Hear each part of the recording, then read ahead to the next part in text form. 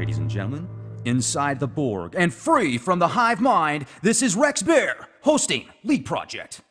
The Leak Project was created to offer awareness and information not found in the mainstream news.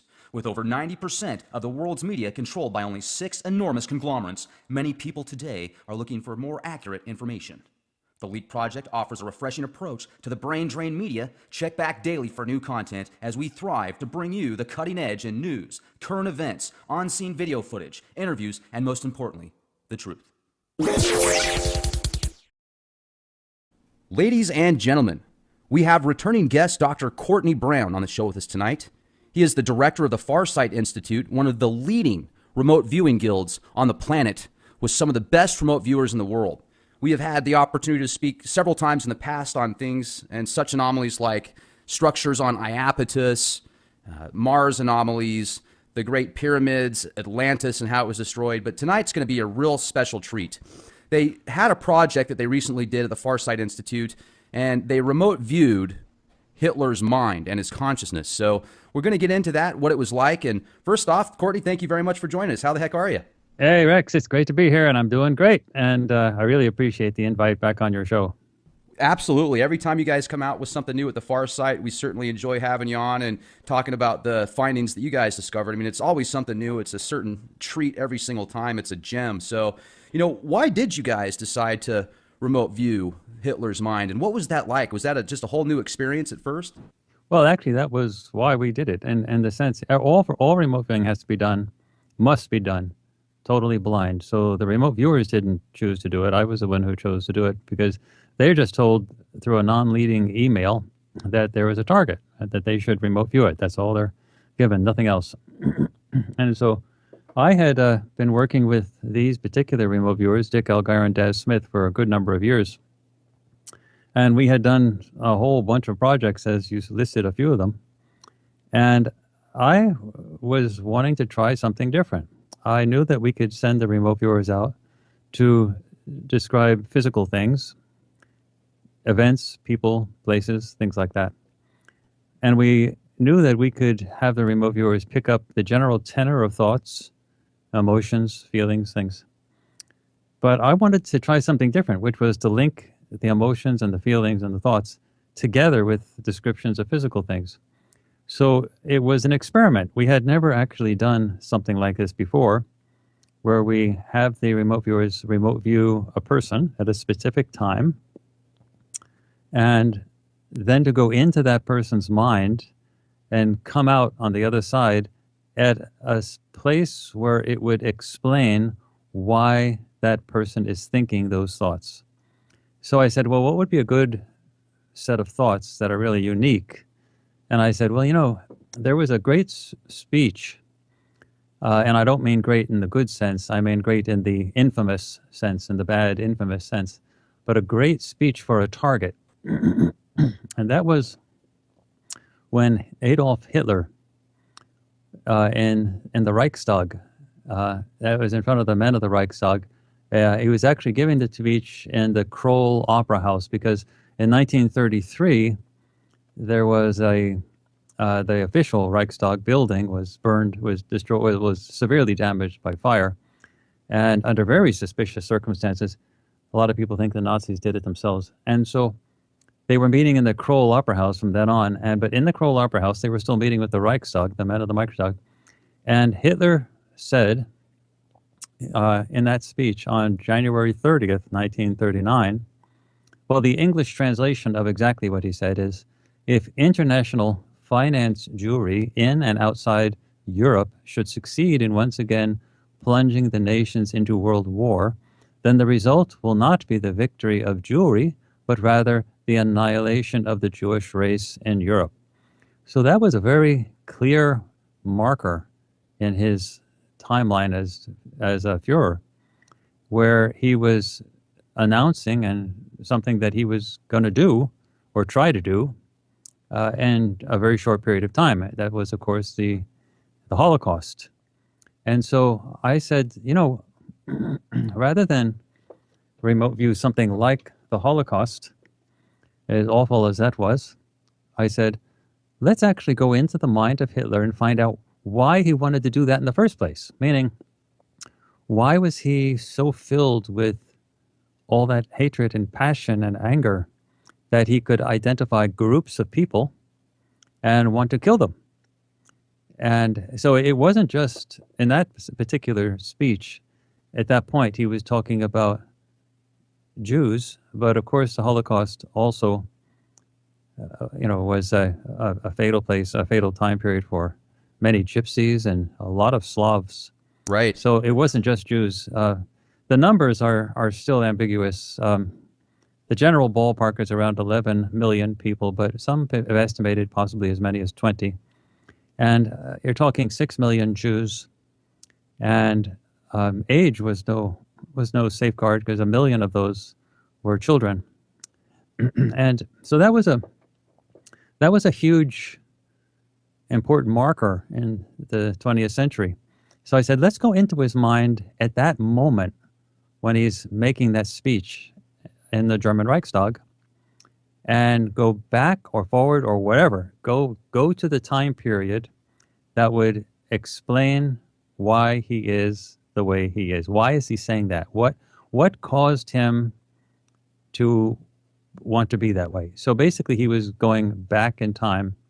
That we were going to have them go back in time until they find that spot that describes that. Now, there may not be any one particular spot in time in the past, but there's going to be something that the viewer will be attracted to that will answer that question. And so we had two viewers, arguably the two best remote viewers on the planet right now, Dick Allgire and Des Smith, who have worked on a whole great many projects at Farsight Institute. They have a huge, huge public track record.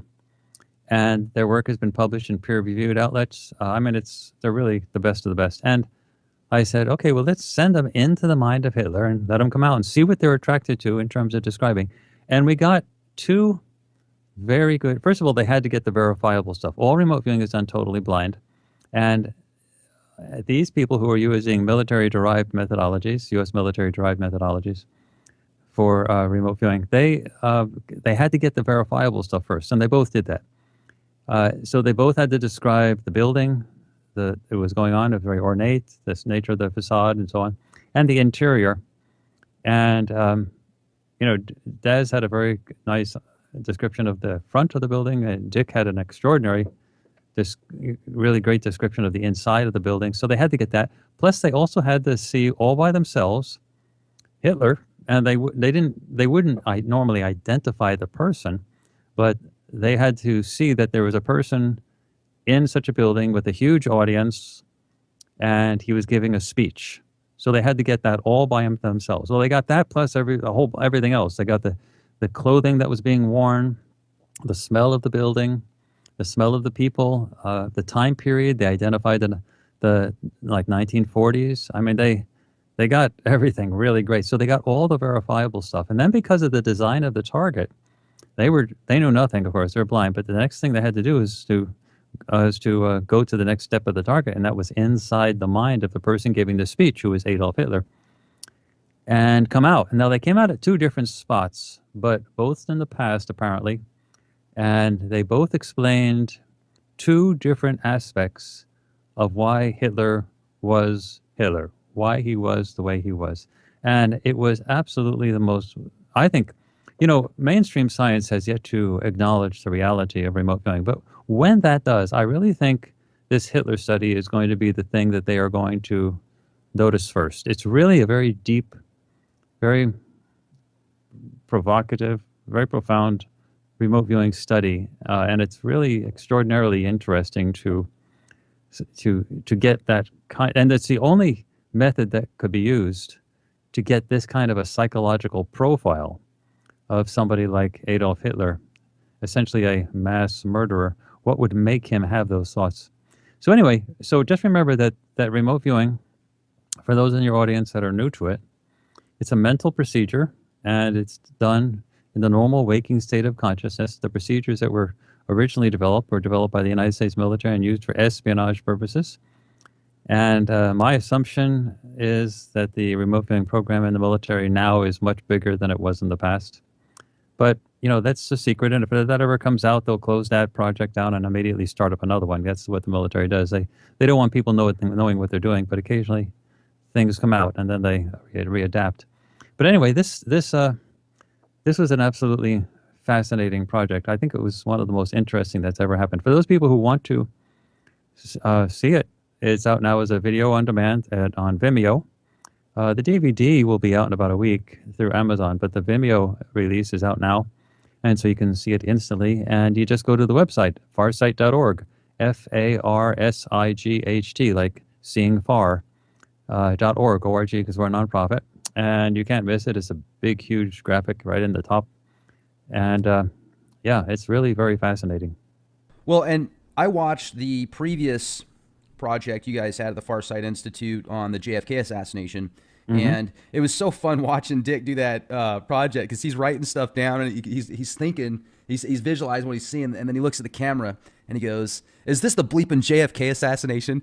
And it was so funny. And but regardless, this current project that you guys did with Hitler's mind, and you guys they tap into his consciousness, and you talk about the different perceptions and sensory perceptions, I should say.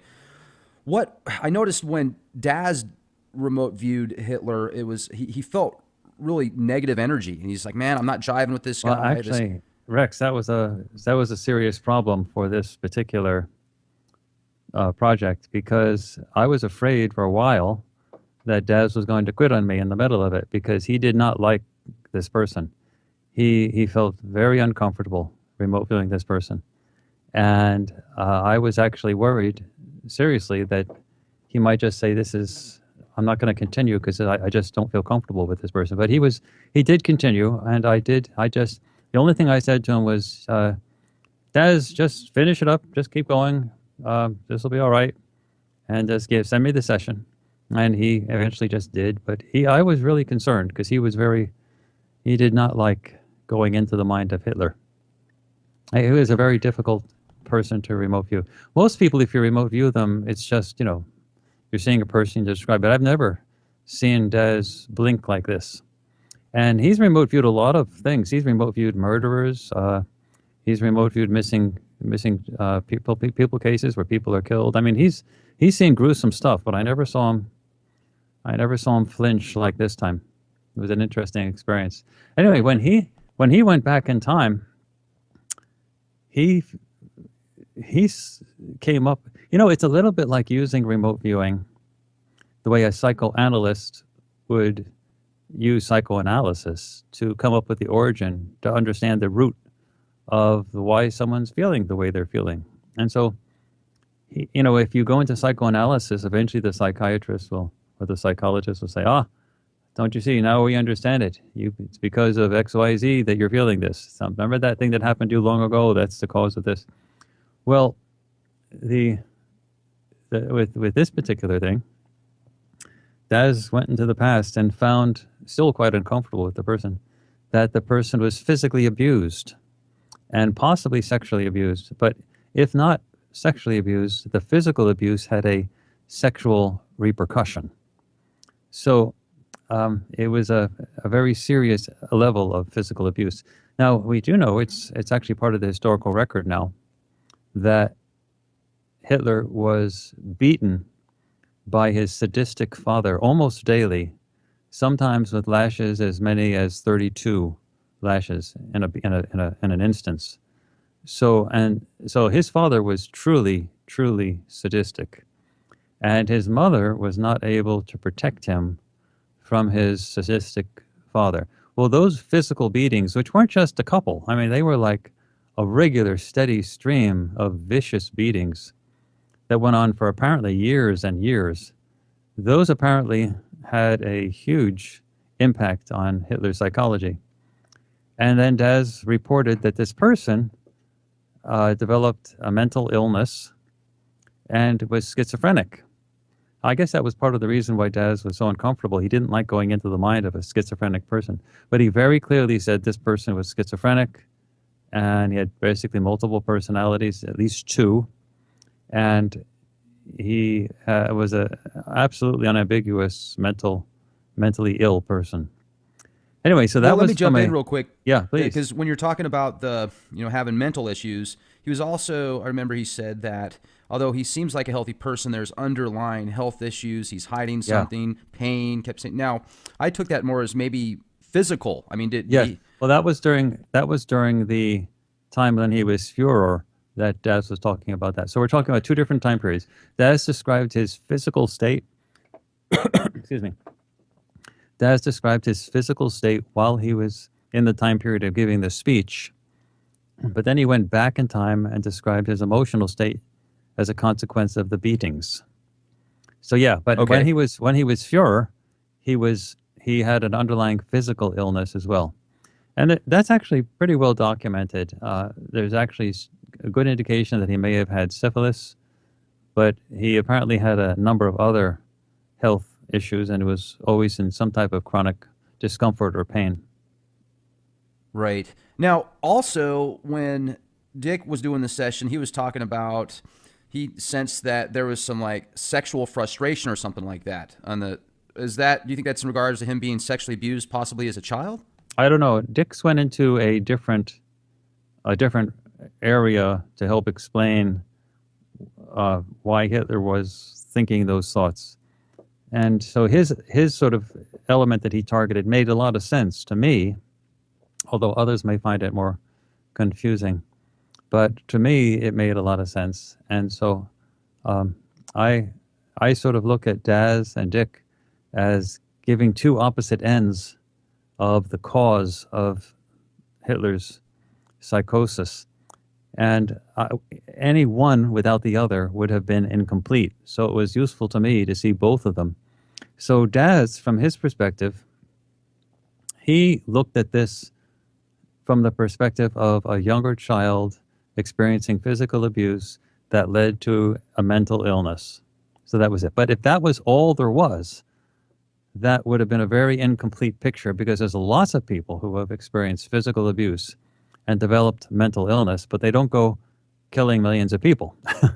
Right. And also the Hitler personality was an extremely powerful personality.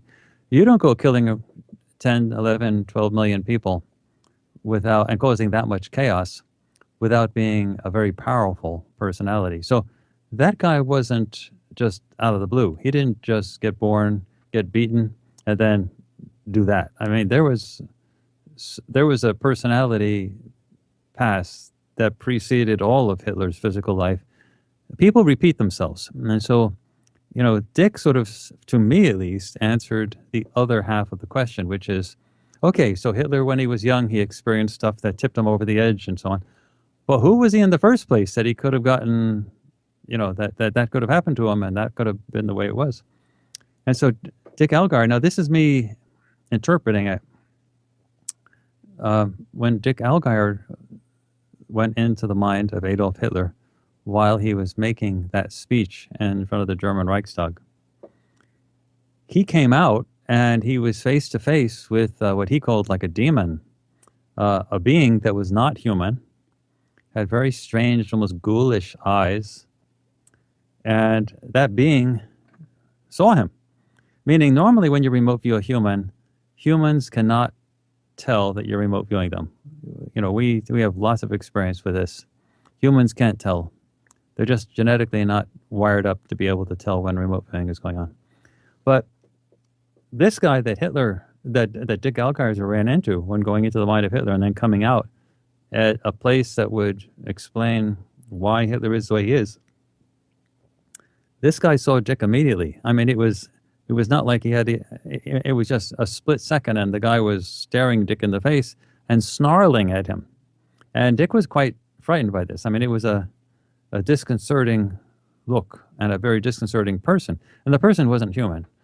He didn't look human and he didn't act human. It was just like right behind it, like right behind Hitler, basically, kind of like a puppeteer. No, Dick goes into the mind of Hitler without knowing it's Hitler. He was Right. Yeah. So, and he comes out. So the way the target is structured here, this is the second stage. So the first thing is that the viewers had to go and find Adolf Hitler himself, Okay. giving the speech. And the second one, this is how it was. It's the viewer will then enter the mind of Adolf Hitler while he is giving the speech identified, previously. and then move to the most significant experience that the personality of Adolf Hitler had in the past that would explain his mental state and ideas that he held when he gave the speech described in stage 1 of the target, which is him giving that speech. The most significant past experience can be in any location and at any time. So Daz found something in Hitler's childhood. Dick found something entirely different. Apparently, who Hitler was before he was Hitler. Apparently, that's how I interpret this. Although, that's not. People can interpret. At this point, you've gone beyond the verifiable elements in the target, and this is a little speculative. But as I see it, he found the Hitler being before he was Hitler, and that guy was not human. And he saw Dick immediately and snarled at him. He was a mean guy. And then Dick, so this is not like behind Hitler. This is like somewhere else. The higher self of Hitler, basically. Yeah, essentially that. Or, what Hitler was and who he was and where he was, what he was doing at some significant point in the distant past before he was a human being on Earth. And the idea that he's not human at this time was because he physically looked different. He didn't look human. Can you describe it a little bit for us? Well, we have a picture that we put in the DVD, but it had this like ghoulish eyes, almost like a gargoyle that they put in front of a church and the old cathedrals to scare off bad spirits. I mean, it's a weird type of face. Anyway, but the most significant thing to recognize that this guy was not human is that he recognized Dick immediately. He like, boom, there he was, and he was snarling at him. And you've said that extraterrestrials that have been remote viewed, they can instantly see that, but humans... many can, not all. The extraterrestrials that used to live on Mars, for example, or in the facility that we found on Iapetus, they could not tell if you're remote viewing them. They were very much like humans. Perhaps they just were humans. I mean, they looked like us, and when you remote viewed them, they couldn't tell. But some extraterrestrials, especially ones that come from other planetary systems, other star systems, they seem to be able to not only tell you're remote viewing them, but they seem to know that you're coming. They're ready for you when you get there. Anyway, this Hitler guy was an immediate. He was snarling at Dick. It's like, imagine yourself walking into a cave, and as soon as you get into a cave, you run into a bear and the bear is growling. No delay, instant. That's the type of experience it was.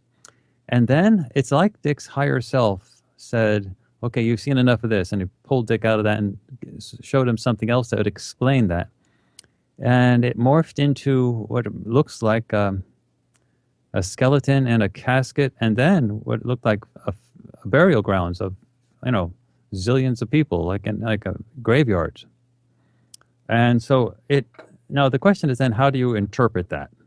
So you can interpret it any which way you want, but I'm the analyst, and I'm assuming that the information that they gave was to satisfy my informational needs as the analyst in a way that I would understand it. So given that, how I interpret this is that Hitler, before he was Hitler, was some very heavy, big dude personality that was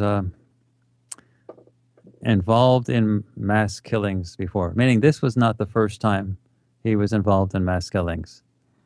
I almost get the sense that he might have been like a Darth Vader type guy in another star system and been responsible for the death of lots of people. Well, so, this is a very interesting thing because it's very clear from my perspective that this was a non-human guy, so that means not in this star system, and B, there was death associated with it. So, I sort of look at this Hitler personality as someone who seeks control. And Hitler, people who seek control and are angry and kill people and things like that, they're fundamentally driven by fear. And their drive by fear is leads them to want to get rid of or control or kill people that threaten that level of control in some way. And so they pick enemies, groups, And one way that this Hitler personality had decided was a good way to control things was to kill those people. And so that's apparently how I interpret this. And also, when Daz was doing the session, at one part, he talked about how he transferred the timeline. He wanted to go basically at a different level, and he noticed it was almost, the energies were different. He said it almost felt gas-like, and everything was connected, but it wasn't. What I sensed out of that was purgatory, almost like Hitler had died. He was in purgatory. When I say purgatory, I'm just using that as reference. I'm not a religious person, but what's your interpretation on that part? Well, I always look at this from the perspective of the remote viewers are finding information that is necessary to help me as the analyst understand what's needed to be understood, the reason for why the target is written the way it is, meaning that it poses a problem, and the information they give is supposed to answer that problem to me. And they kept saying no emotions. I'm sorry, I just wanted to jump that out there. Yeah, they say no emotions. He's not as intense. He's just calm. Yeah. So when I answer this question that you just raised, which is a brilliant question, first thing I say is, well, then if this is designed for me to understand it, then it's my interpretation that's going to make the difference. So this is how I interpret it. When Daz went into the mind in that instance, he did two things. First, he went forward in time after Hitler's death. And then he went backward in time when he was a child. So I've already talked about the child part. But the forward in time after Hitler's death is a different element. And how I interpret that was that Hitler had an experience after death that shows the contrast between sort of the spiritual Hitler, the Hitler that no longer is in a physical body, and the physical, and how that change from the non-physical to the physical when you become a human being helped to amplify or accentuate those issues. So what he said is that Hitler, when dead, had an experience that is more dispersed, diffuse, spread out, not so focused, but it can be pulled together for times to sort of focus it. But when you become a human being, there's a stark difference. There's a huge amount of focusing that occurs when you become a physical human being.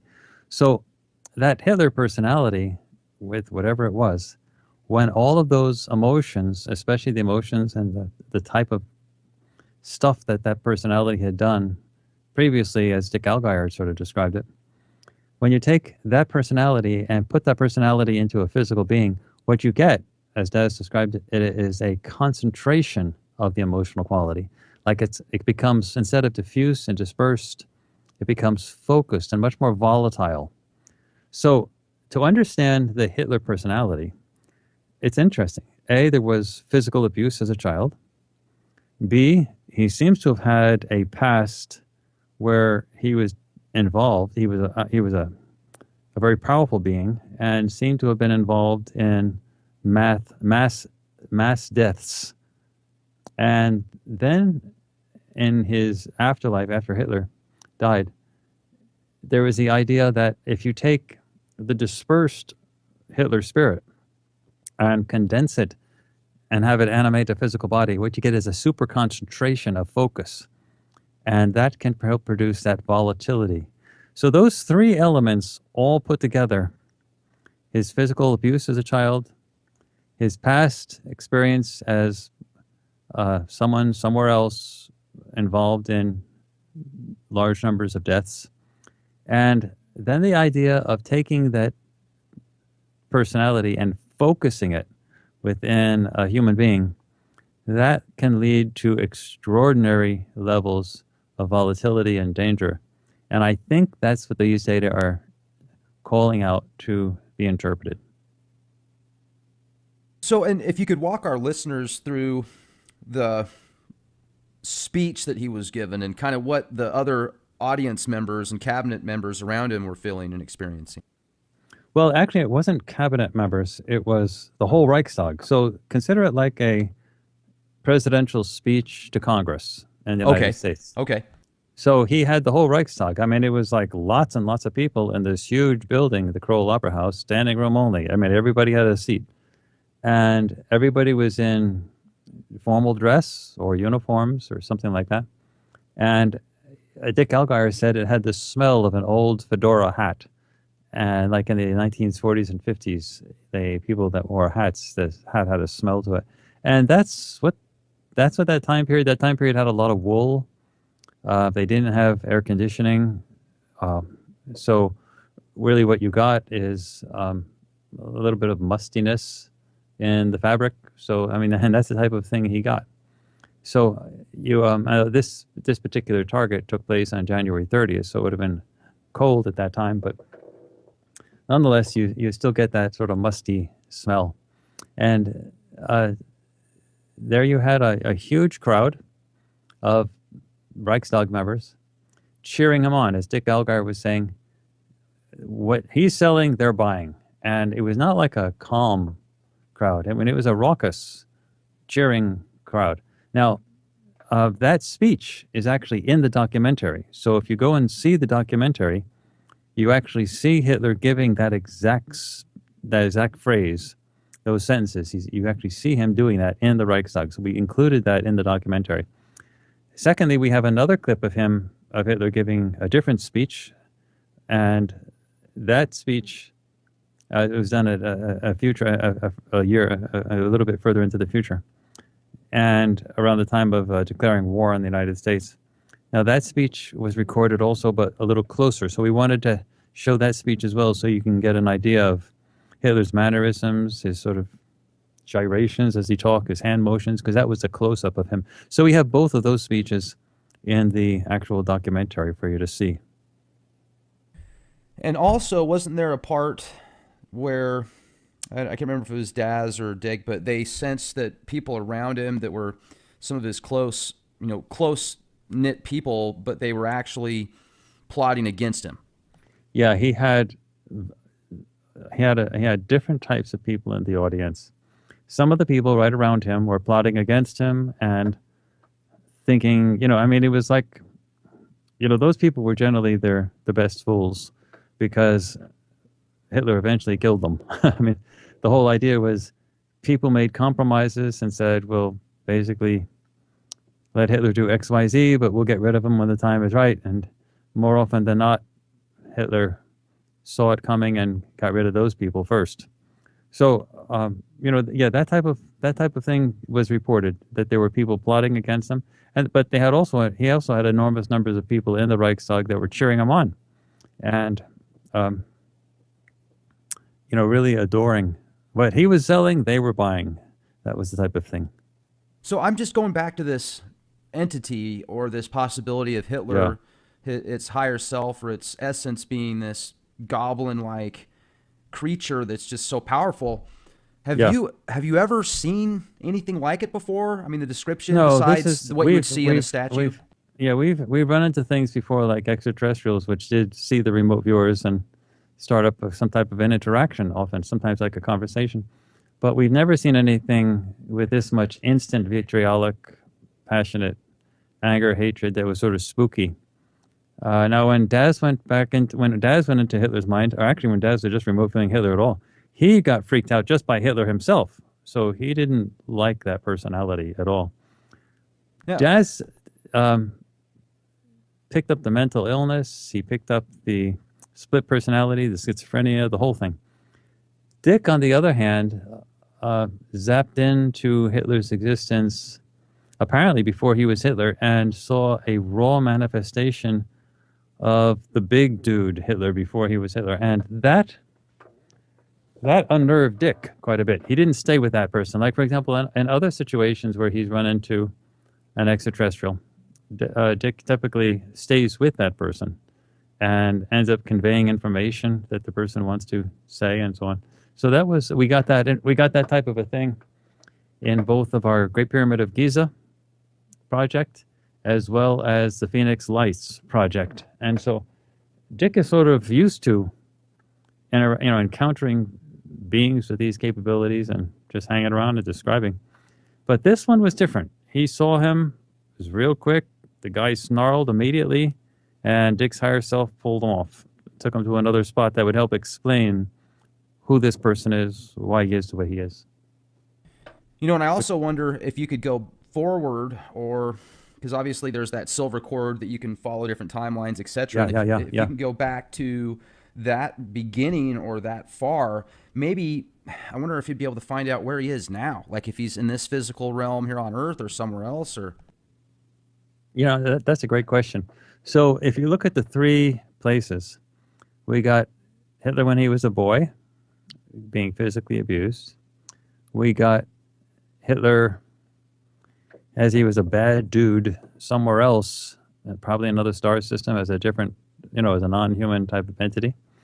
And then we got from the other element of Daz's session, him sort of more close to his after-death experience. So you sort of see that's the dispersed, the diffuse Hitler. And so now you're asking, can you go forward in time again and find out where he is? Now, you can do that, but we did not do that. But you can do that, and if he is here now, we could have actually described who that person is. But I'm assuming it wasn't, there's only so much you can do. This particular target had 2 stages in it, and as it was, I was risking losing at least Daz for the project completely. He almost walked off. It was, touch and go there for a while, and at least that's how I was feeling it. So the idea of going after that Hitler personality now, where is Hitler now? Is he here now? Is he living some kind of life now that we would understand? That was just not really in the cards. As much as it would have definitely been interesting, I really couldn't have pushed it any further than I pushed it. Sure. Now, you've got a whole bunch of future masters, I think you call them, at the Farsight Institute, people that are studying to be really good at remote viewing. There's a project that's coming up here soon that's going to have somebody that's kind of breaking into the scene, correct? Well, yeah, actually, that's Princess Genet. And we've actually had her training videos up for a long while. And she has completed her training, and she's also completed her first project. So that will be coming out in February. And that project has to deal with Martin Luther King. So, but her current videos, her training videos are up now for people to see. And so you get an idea of what to expect, because she's scary good. She's really good. She's had probably more one-on-one training than anybody else has ever had. So we worked with her for 6 months, 10 hours a week for the entire 6 months, one-on-one. And so that was a lot of personalized training. Anyway, she's scary good. You can find her current set of sessions that we put up in our Young Masters section. So if you go to our website, www.farsight.org, because we're a nonprofit, then just look in the navigation bar under the instruction area and you'll see Young Masters. Click on that. You'll see like 8 sessions. Her most recent one is the 1906 San Francisco earthquake. And that was a really powerful session. She's scary good. I mean, she's really, really good. And so you'll be seeing her project on Martin Luther King, and I can't tell you anything else in the future that she'll be doing, because all remote viewing has to be done blind. So you can't tell people what they're going to be doing. I can mention the Martin Luther King one now because the remote viewing on that is finished. Sure. So yeah, I can mention that, but I can't mention anything that she hasn't already done. Now, we've got about 15 minutes left here. And one of the things that I had an email the other day, I get emails all the time, but one of them was in regards to, if you get Courtney on again, can you have him just give us a quick breakdown on how to do a session yourself? Yeah, well, there is a clear way to start, and the best way to start is the freeway. I don't talk about the place where cars drive. I mean the way that doesn't cost any money. And so at Farsight, if you look in the instructional area of the navigation bar, you'll see a section called the SRV for scientific remote viewing, and it has the word free right next to it.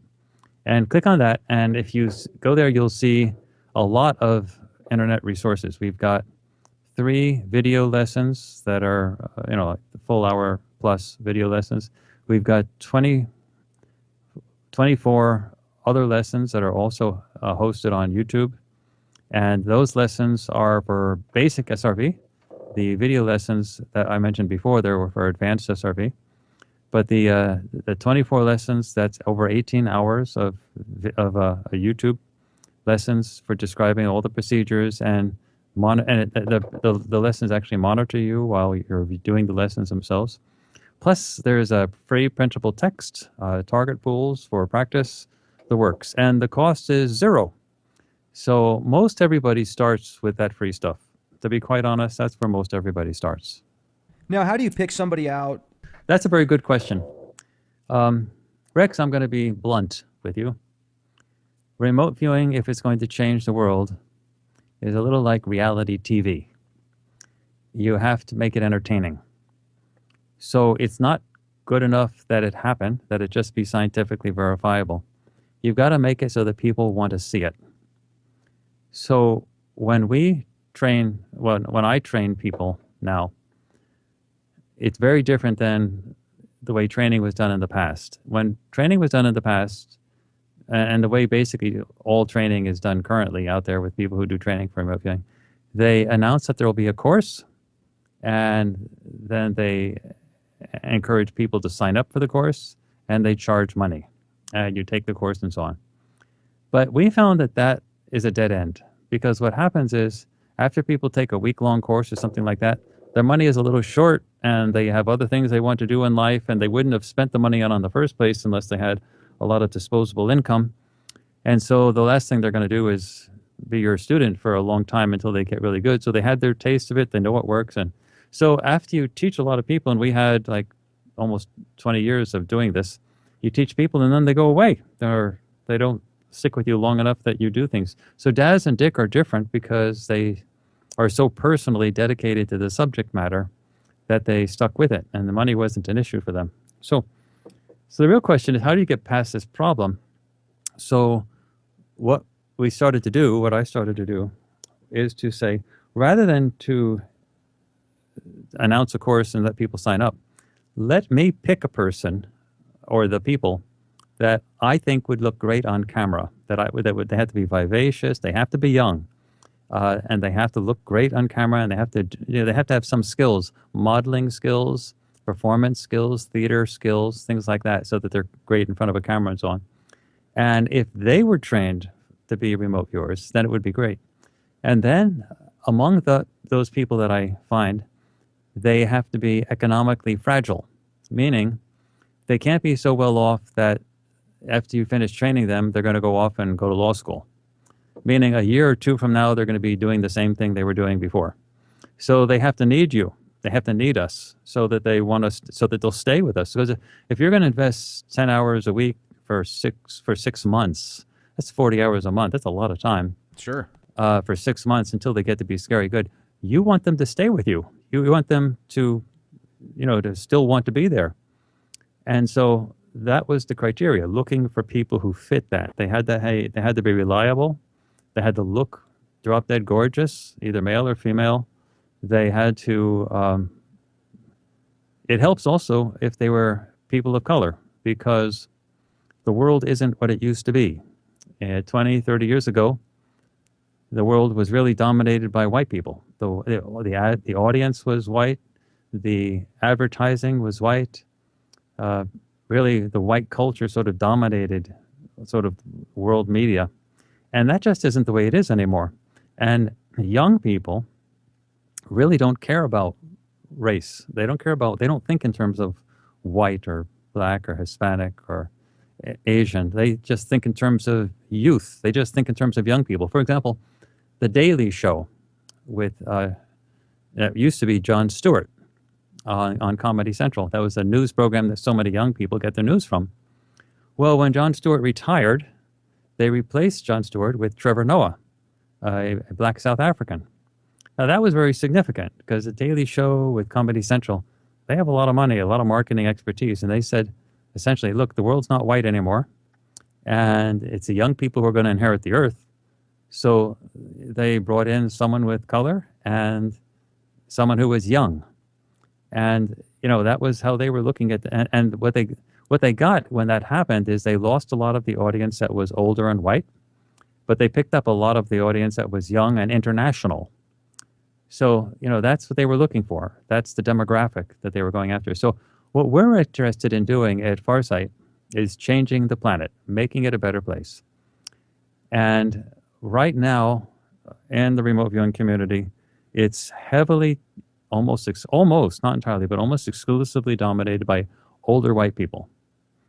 And so, they're very wonderful people. They're nice, but they're not models. I mean, they're not physically drop-dead gorgeous, male or female. A younger generation is simply not going to look at them and listen to them. I'm just sorry, it's just not going to happen. So they may be God's gift to mankind with regard to remote viewing, but the young people are going to diss them. So, that's what we did. So instead of charging money to these people that we would find, we paid them. So when people bought DVDs, they were actually financing the next generation of remote viewing, because we would pay for these economically fragile, tremendously gorgeous people to be remote viewing until they were scary good. And so we reversed the process. Instead of us charging people for learning how to remote view, we reversed it. We would pay them, because these young people don't have any money. So they're not going to learn if they have to pay for it. They don't even have the time. They're constantly looking for work. So you have to give them money or they're not going to do it. So that was what we did. And that's how Princess Shanae, she was one of our first products of that pipeline that we're doing. It's not the only, we're going to see more. But she was one of the first. And it's turned out to be unusually successful, well, in the sense that she's really scary good. Well, and let me jump in here real quick, too, because remote viewing is fascinating. And then if you want to remote view something, but you know what you're looking for, you have an idea, then it's not remote viewing anymore. It's called targeting, correct? No, say that again. That doesn't make sense to me. Oh, okay, I might have worded it very oddly here. So if you remote view something, you're giving a target with a number on it. You don't know what it is. You don't know if actually it's a planet. we don't even do that. We just give them an email saying there's a target. Okay, that's it. Okay, so there's a target. That's it. My point is, you don't know what you're remote viewing. But if you get, hey, I want you to visualize planet X in the sky, then obviously it's not remote viewing anymore because you're telling them what to look for. But that's called targeting, right? If you're trying to visualize something that you know is there, you're basically essentially remote viewing it, but you know what the target is. Rex? No, that's not what it is. That's called delusion. It can't be done. Now, I know there are many people like natural psychics that say that's what they do. It's just crazy. It doesn't happen. Well, no, let me explain. If you are told, we're the ones who do the experiments on this. So people can say that they do this, and I've heard this a lot. Natural psychics can say that they do this all the time. But the reality is we're the ones that conduct these experiments under totally scientifically clean conditions. If you're told what the target is, then the conscious mind will jump in and create all types of stuff. The conscious mind is enormously creative in inventing stuff. Now, that doesn't mean that sometimes natural psychics do get some interesting stuff. I'm not saying it doesn't happen. I'm just saying it's not reliable. And remote viewing is repeatable, it's reliable, but if it's not done under blind conditions, it's generally speaking garbage. Now, let me give you an example of a situation where my sister, she knew she was pregnant when she was pregnant, just newly pregnant. She had told no one. She had not told the father. She had not told my mother. She had not told anyone. Nobody knew. And she went to see a natural psychic.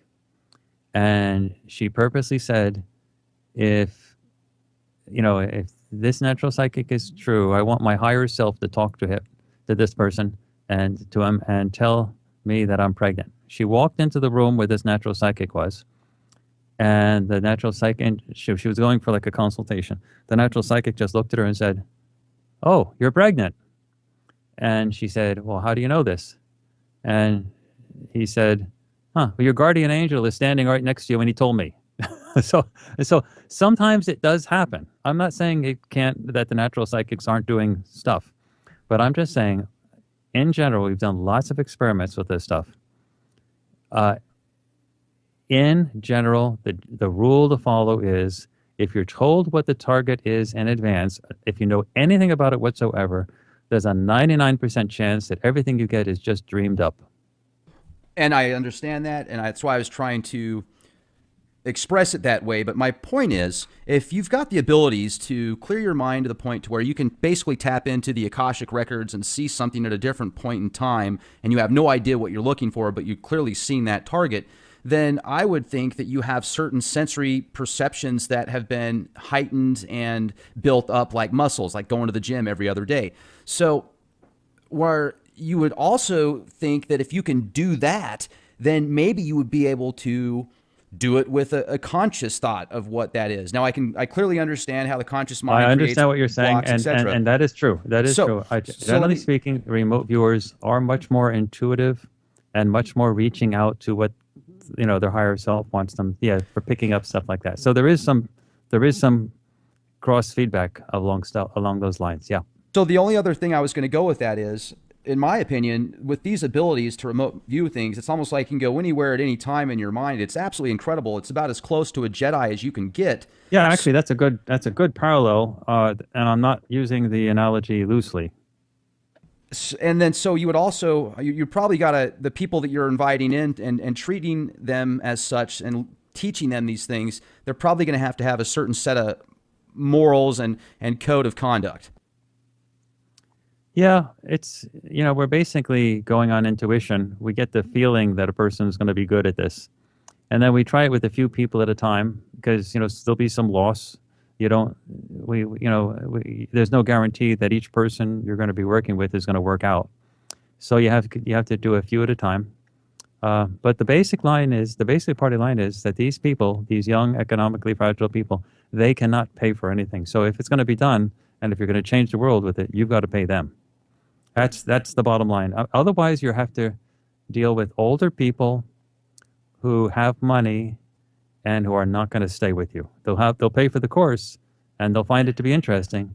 But after the week is over, you generally speaking won't see them again. Sure. Now, what's next for you guys at the Farsight Institute? The very next thing, of course, is Princess Shanae's project on Martin Luther King, and that'll come out probably in February. And then we've got a really interesting project that we're putting together now, and that's going to be a long-term science project of remote viewing the future. And that we want to do because that's the holy grail for getting sort of mainstream interests associated, looking into what we're doing. But in a very interesting sense, we conducted a project called the Multiple Universes Experiment, Multiple Universes Project, for a year, 11 months. And we remote viewed with a large team of remote viewers the future 11 times straight using a very specific experimental design. Normally, remote viewing the future is very dicey and normally is very difficult to do. But we had a very specific experimental design that allows us to do that I developed. And the experimental design is breaking into 3 months. So on the first month, the people do the remote viewing. And then in the Multiple Universes Project, we would encrypt the sessions. They were on paper, so no one could see them. We put them up on the web and let tens of thousands of people download them and hold them on their hard drive. And then month 2 would come. And we'd let anything happen that happens in month 2. And then month 3 would come. Let's say January, the sessions were done. February, we wait. And then in March, some pre-assigned person would pick a target, any target, from anything in the world that happened in February, the middle month. Now, that would be in the future of when the remote viewing sessions were done, but in the past of when the target is chosen by the tasker. So it's like a sandwich type of experiment, like a experimental setup. And that worked perfectly. There's no problem remote viewing the future under those circumstances. If the target is picked after the event happens, but the event, if the target is picked after the event happens, but the target itself is also after the remote viewing sessions are done. So the remote viewing sessions are done first. Now, it seems really odd because the remote viewing sessions are already done. So how can they be describing something that hasn't happened yet? But that's exactly what occurs. And that's a very clean experimental design. It works really well. And the only difference is we're going to be trying it on video. So instead of doing the project with paper sessions, we're going to have it all up on video, and we're going to put the sessions up on YouTube with a private, uploading it as a private URL so that no one can see it. But then, 2 months down the line, when it becomes public, YouTube has a timestamp on it telling people when the session was actually uploaded. So people will be able to see that a session that was uploaded 2 months ago accurately described something that happened in the future. So we're gearing up to do that now. It's going to be very fascinating. So you're going to really enjoy watching that, Rex. Oh, yeah. Can't wait. Looking forward to it. Thank you. I appreciate so much being asked on. I want to thank you again for inviting me on your show. Absolutely. Anytime. And we'll talk to you again. You take care. You take care. A very special thank you to our guest tonight. For all of you that had the opportunity to be here with us, if you enjoyed the show, follow us on YouTube. youtube.com/clandestine Time Lord for the most recent interviews, videos, and podcasts. Or you can check us out on the World Wide Web, www.leakproject.com. Would you like to be a guest on our show? Do you have information that the world needs to see and hear? Send us an email, guestbookings@leakproject.com. Thank you, everybody. This is Rex Bear with Leak Project. Stay safe and be the change you want to see. Good night.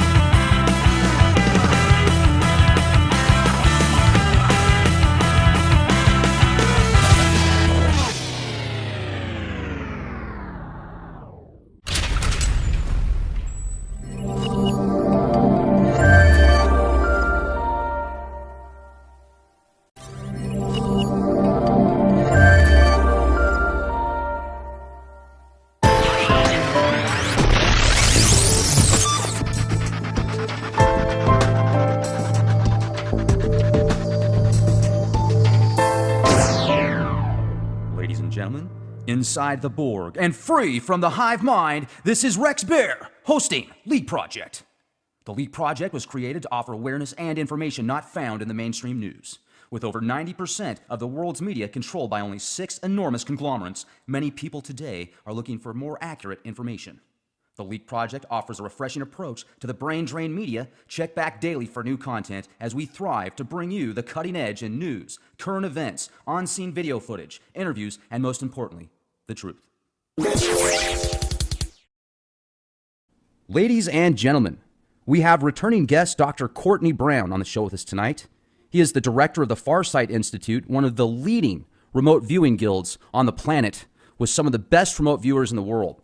We have had the opportunity to speak several times in the past on things and such anomalies like structures on Iapetus, Mars anomalies, the Great Pyramids, Atlantis, and how it was destroyed. But tonight's going to be a real special treat.